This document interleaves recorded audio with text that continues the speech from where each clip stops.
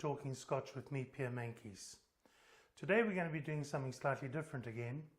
We're going to be looking at the different whisky producing regions in Scotland, of which there are 5, and how these 5 different regions play a role in influencing the taste of your various Scotch whiskies. In a moment I'm going to show you a map of Scotland and where those various regions are. Remembering of course that the regions play a major role, but so do small things like the water sources, the barrels that you use, the shape and size of the stills, how the barley is malted. So there are many other reasons, very important reasons, why whisky does taste different, but one of the main reasons is where they actually come from. So this is a map of Scotland, as you can see.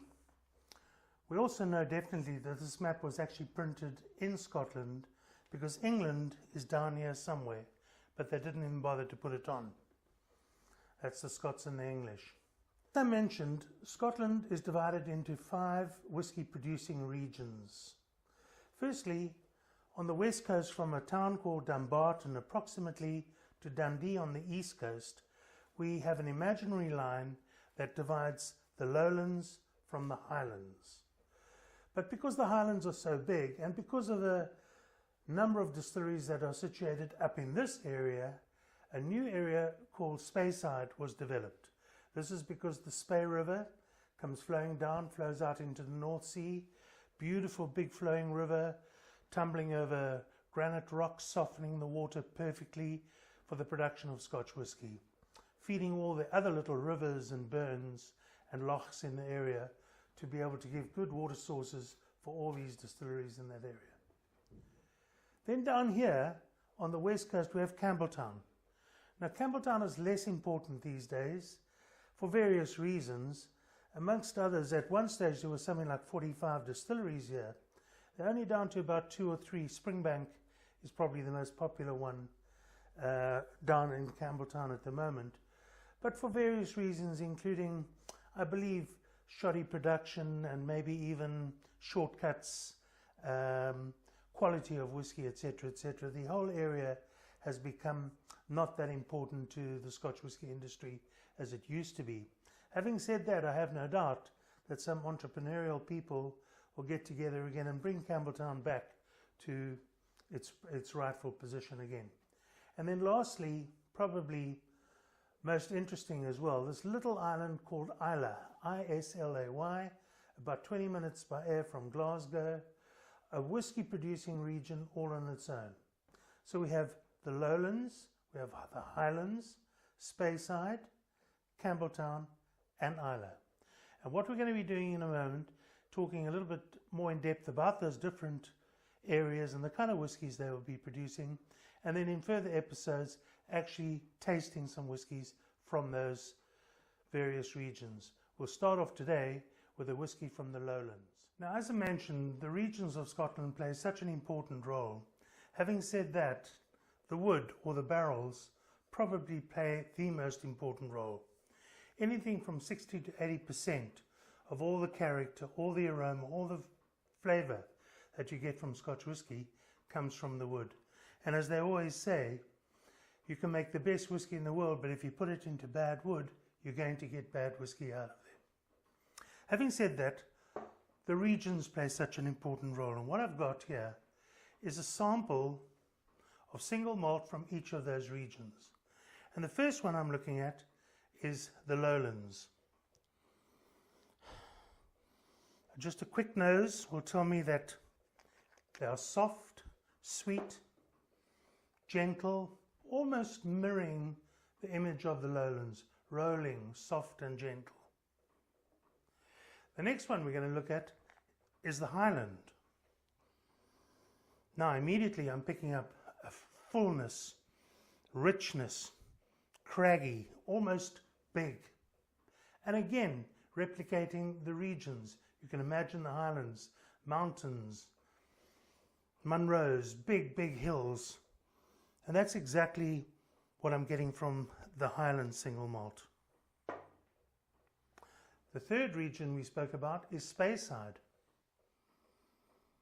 Now on the other hand here, complex, rich, sometimes fruity, sometimes peaty, but there's a lot going on. Beautiful area for making Scotch whisky, Speyside. Then this area which has become less important, as I said, Campbeltown. Big, full, no question, it has a briny, salty sea air about it because it's obviously very close to the coast. And that's one of the signatures of a Campbeltown, big and rich and slightly sea. The last one, as I said, and probably one of the most interesting considering the little island of Islay is only 25 miles by 20, but it's home to 8, 9 of, well, the world's most famous distilleries, or some that come to mind immediately. And when you nose it, there's no doubting this is an Islay malt. Medicinal, TCP, medicine bandage, seaweed, smoky, all these words, and these are not derogatory, these are complimentary words. Absolutely delicious. Peaty, smoky. But we're going to start off our little series by starting down in the Lowlands. And with me right now, I've got an Auchentoshan 3-wood. I'm going to pour some of this Auchentoshan into a glass.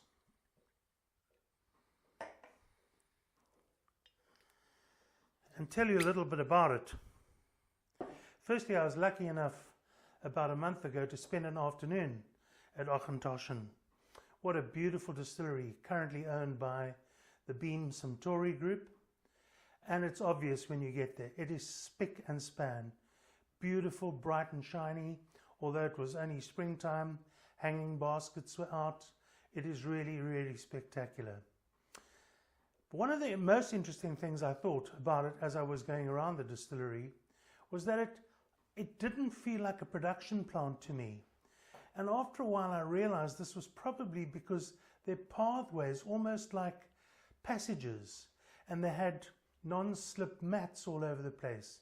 And upon inquiry I was told that the distillery is completely wheelchair friendly, which I think is a fantastic thing, because many distilleries have ladders and open floors and metal all over the place. In fact, in the mash room, they had pot plants around the place, and they had pictures on the wall. And of course, the most famous thing about Auchentoshan is that it is triple distilled. So it is just about 15 to 20 minutes by taxi out of Glasgow, and very well worth a visit. The one we're trying today, as I say, is called 3-wood. It's called 3-wood for 3 reasons.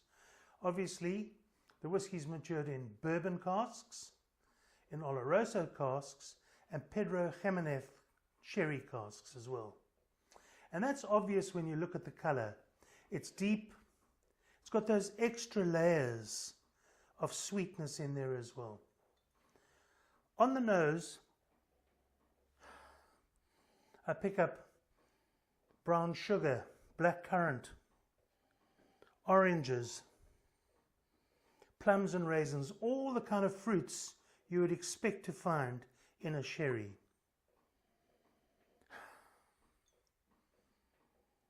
I'm going to put a drop of water in it now.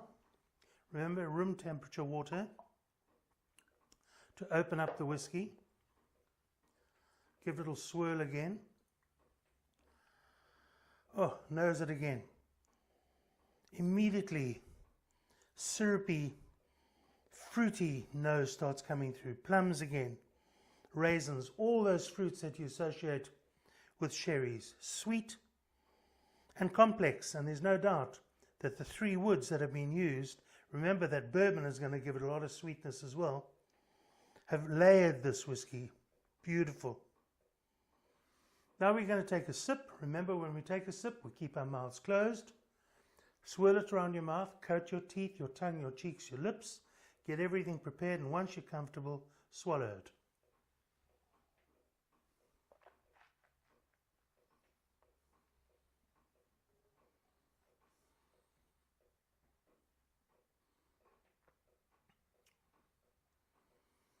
The finish is long and sweet.